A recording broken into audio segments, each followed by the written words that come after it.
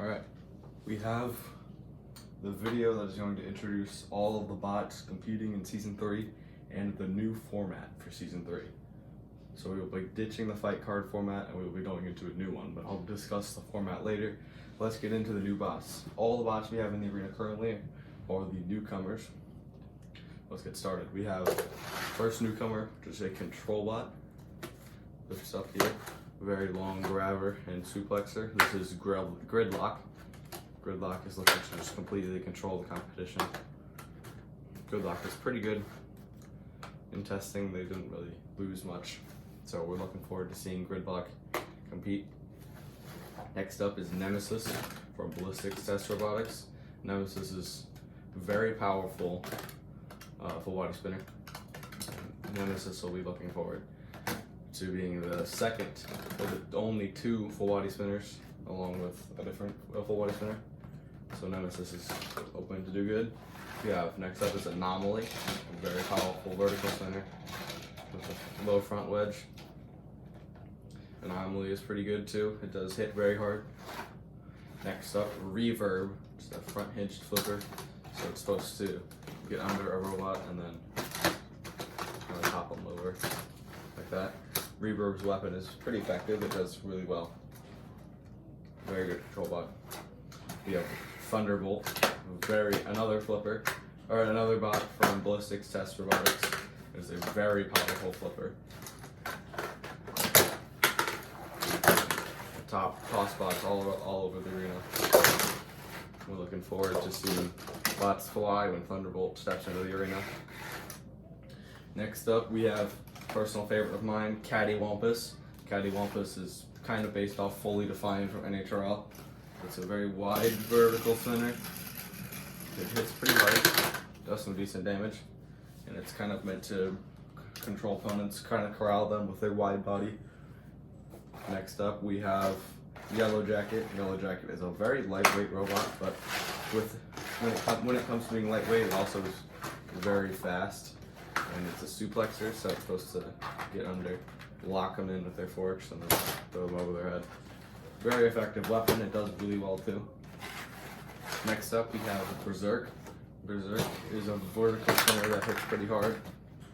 It has some pretty weak front forks that don't really do anything. They're kind of just there for aesthetic. And it can also drive like this, kind of like Inverted Destruction can. And our final bot, the biggest of them all, is Shockwave. Shockwave is like a whiplash style robot. It has the menacing drum in the middle, and then it's a little lifter. It's pretty good. Shockwave is very unique weapon, and it hits pretty hard for being such surprisingly hits hard for being such a tiny little weapon. All right, now we'll get into the bots that have competed before, and some of them have some very massive changes done to them. Eliminator does not have any big changes. It's just same old Eliminator. Obviously, second place from this season and number 1 seed last season. They're seeded very high. Next up, we have a new kind of cluster bot. I did say that this section is all the rookies, but I include these guys in the rookies because, well, they're not really rookies. It's Creamsicle from last season combined with Shallow, who was on Little League, and this is a three-wheeler because obviously they're all wheels. Very funny fun. Please laugh. So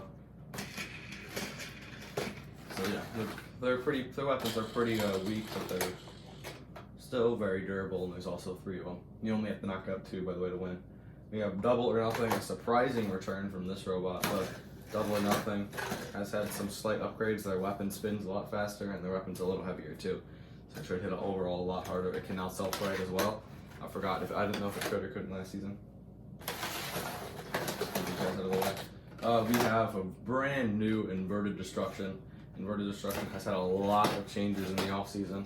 Yes, they can still invert, and they now are a reach version. They don't have any forks. They have those little side self-riders too, so they can always stay on their feet. That is double the power. It hits twice as hard as they did last season, so expect some big hits from Inverted Destruction this season. Vanish, the returning champ, is back. No new additions really to the spot except for just these bricks here to keep their forks from bending up. Very small change. Vanish, the reigning season 1 and 2 champ. Will they take the title again this season, or will a new bot wield the giant nut? Now Manipulator with some pretty interesting changes done. They have lost their top head, so now it's just 2 lifters on this bot, and top head didn't really do anything. It just came off and kind of screwed them over. So now Manipulator is just looking to lift bots over. I don't like that. Manipulator is pretty good this season. Now we have the returning number 2 seed Shuriken. Shuriken still hits very hard like normal, and they're looking to. I'm looking forward to seeing them fling from robots. Double play after a really unfortunate season 3. They're back.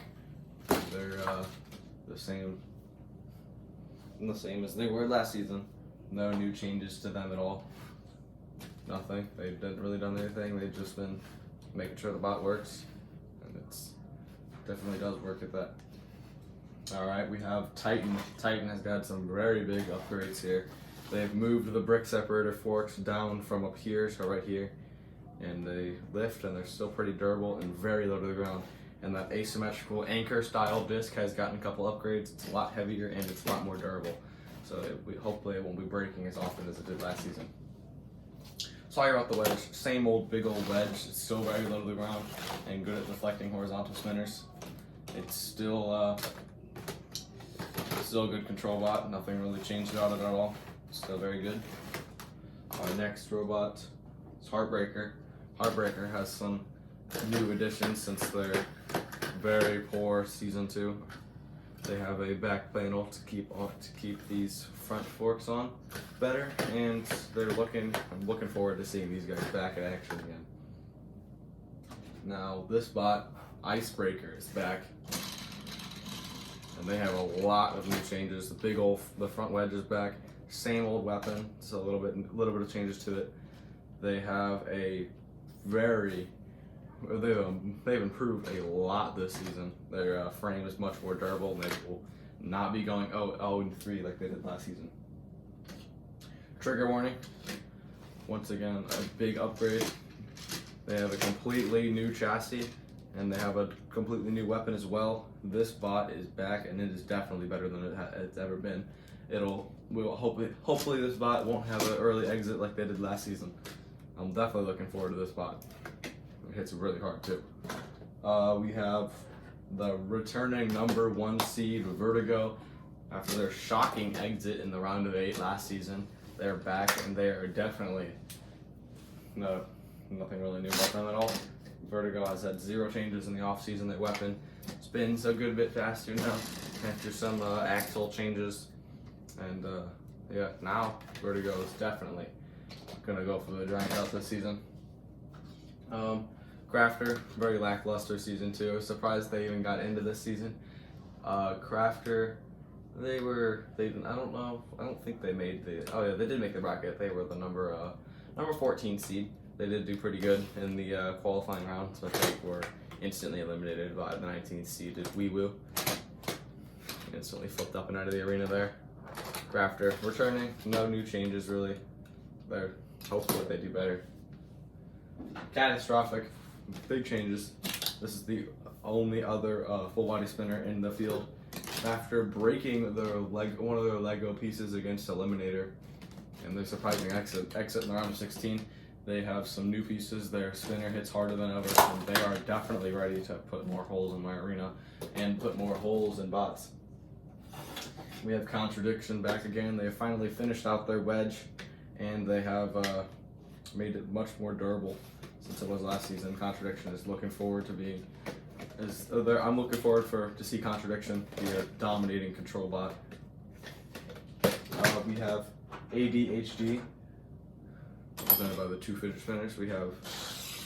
They have a new horizontal robot that was showcased in 1 fight last season. ADHD, the only reason they're back here is just because I want to see if they can do much better with 2 horizontals than they did last season. Our next bot is Argon, the 4 seed from last season, and the 3rd place finisher from last season as well. Or the 4th place finisher from last season. I'm pretty sure Annihilation beat them. Argon did really good in their last season. A surprise visit to the a surprise visit to the round of 4 for them, or the final 4 for them, as they did not do very good last season. Looking forward to seeing them in this season as well.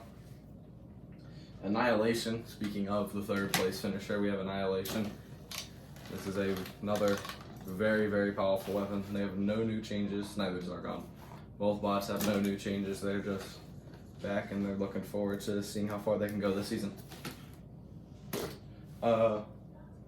Armageddon, the first kind of walker, no new changes to them at all. Still a unique little walker, and we're looking forward to seeing them walk through the competition. I don't know, that's what came to my mind. Now we have, speaking of the crafter killer, apparently we have Weewoo. Weewoo did do pretty good last season. They made it to the, I think they made it to the final 8 before losing to the eventual champion, Vanish. They did pretty good. I don't know, they did very good last season. I'm looking forward to seeing them flip some bots out of the arena again. We have Unnecessary Violence, the first and only motorized weapon. They got seeded number 6, I think, last season, and they beat Brick Separators, and then they took an early loss to, once again, the eventual reigning champion, Vanish. They're pretty good robot in that weapon. They're expecting some big hits out of that robot. Next we have Terminal Velocity. Terminal Velocity, their 3 seed last season with a surprising exit in round of 16. Looking forward to seeing them in the heats this season. We're down to our last couple robots. We have Tidal. Tidal is a flipper. This is the only hinge, or the second hinge flipper after Thunderbolt, of course. Tidal is very, very powerful flipper, like they all are, and they're looking to launch robots out of the arena. We have the only cluster bot flipper, Yin and Yang. Yin and Yang did really good last season too. I think they got seeded number 21, and then I'm pretty sure they beat Ruckus, and then they lost to Color Palette. So these bots are pretty good. They flip surprisingly high for being only the cluster bot, which is half the weight. Speaking of Ruckus, here's Ruckus, that big, powerful flipper. Still holds the record for the highest flip in history of LEGO bots, as they completely threw Angry Bird out of the arena last season. They threw it out of range of the camera. Now we have Color Palette. It is a control bot. Still nothing new about any of these robots so far. Just same old, same old. Next up we have Triple Threat. Triple Threat is oops, shit, my bad. Triple Threat, that obviously the triple vertical spinner is much better than 1, 2. Triple Threat is getting back this season, and they have some changes to some of their weapons where they hit a lot harder now. They spin a lot faster too. Hopefully they will do good this season. Next bot, Offbeat. Offbeat is back, and a surprising return from them after they had a very poor season. Actually, no, they had a really good season 2. They got seeded number 20, took down 13th seed Tidal, and they did lose to the eventual 4th place finisher Argon, so no shame in that. They're back again this season, and they are going to be as chaotic as ever. We're running out of space here, but luckily we're down to our last robot, Clawed Viper. Clawed Viper made their appearance in Live Laugh Luke's New Blood special, and hopefully they will make an appearance in the fight card and do pretty good, but they are also a very good robot this season. Clawed Viper got seeded number 7th, and then they instantly lost to Annihilation, unfortunately, but they're back at it this season, and they're hopefully going to try to do better than ever. So that is our 40 bot lineup. Hopefully I counted correctly. I'm pretty sure we have 40 bots here. And we will be seeing a new format that will be the Heat format, as I probably mentioned during introducing one of the robots. So the Heats will work as follows. There will be 4 bots per Heat, 10 Heats total. Each 4 bots there'll be one big 4-bot rumble, kind of like Robot Wars, and then the 2 winners of the rumble and the 2 losers of the rumble fight. And then the 2 losers fight. Whoever loses the loser rumble, whoever loses that fight is just instantly eliminated. And then the winners fight. The loser of the winners fight will fight the winner of the losers fight, and then the winner of that will fight. And the loser of that will be eliminated, and that is the second bot eliminated. So that's pretty much the Heat. And then we just have the final 2 bots fight, and the winner will get the higher seed. So the winner will be in the top 8, and the loser will either be in the bottom 8 or will have to fight, because there will be 20 robots and there's only going to be a 16 bot bracket. So we'll have to eliminate 4 of the losers. So yeah, whatever. But yeah, you get the point. That is the new Heat format, and that is all for today's episode. The Heat A will hopefully come out soon. I don't know whenever I'll do it. But that is the format and all of the bots competing in Season 3. Goodbye.